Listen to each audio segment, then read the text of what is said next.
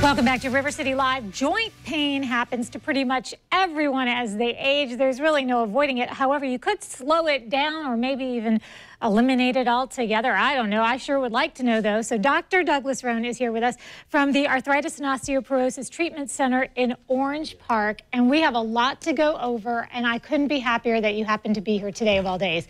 Because I was commenting earlier that I get that stiffness and pain in the joints. Why do people experience this? Well, I brought with me a model of a knee joint here, and you can see the bones and then the cartilage between. That's what makes up the joint.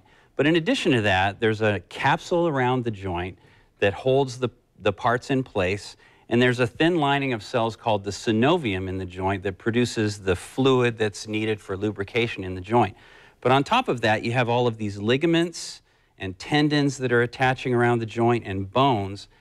And injury or disease in any of these structures in the joints can potentially lead to joint pain and joint stiffness.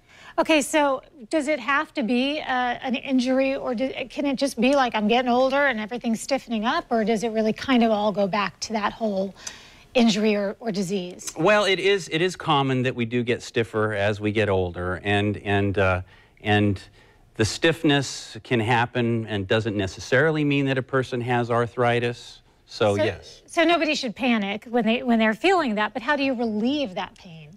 Well, sometimes you can prevent joint pain that can occur with activities that you do just by being mindful of what you're doing. If you're exercising, warming up ahead of time, pacing yourself, and knowing what your limits are, and just being mindful of safety, for example, when lifting objects close to your body, doing things safely to help prevent injury.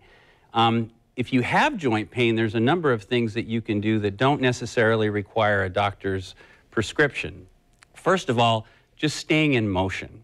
And this doesn't mean that you have to run 3 miles a day or that you have to lift heavy weights, but just keep moving throughout the day.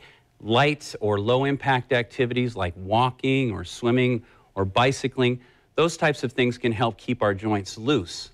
Now, the other thing that's important with joint pain, if you're having joint pain, you can use simple things like heat or ice. If it's an injury, a recent injury, or if there's inflammation, then you should use ice.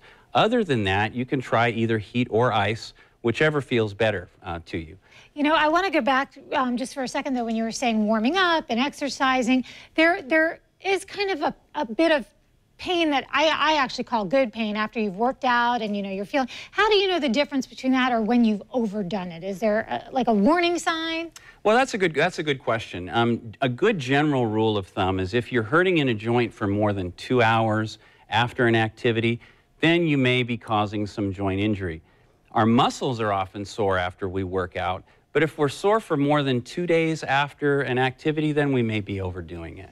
Okay, and then what about things like this? This is kind of a newer idea, but things that we're eating. Well, a healthy diet helps promote weight loss, and obesity and people that are overweight put a lot of stress on their joints. Obesity is a major contributing factor to osteoarthritis of the knees and the hips and puts a lot of pressure on your back. And so it doesn't take a lot of weight loss even to notice a significant difference. Just losing 1 pound can take off 4 pounds of pressure from your knees. So 10 pounds of weight loss, that takes 40 pounds of pressure off of your knees. So a healthy diet can help with weight loss. It also helps us feel better, gives us more energy, so we're less prone to injury. There really isn't a diet that actually has been shown to prevent joint pain or prevent arthritis, but eating a diet that's rich in fresh fruit and vegetables, low in red meat, that can help combat inflammation.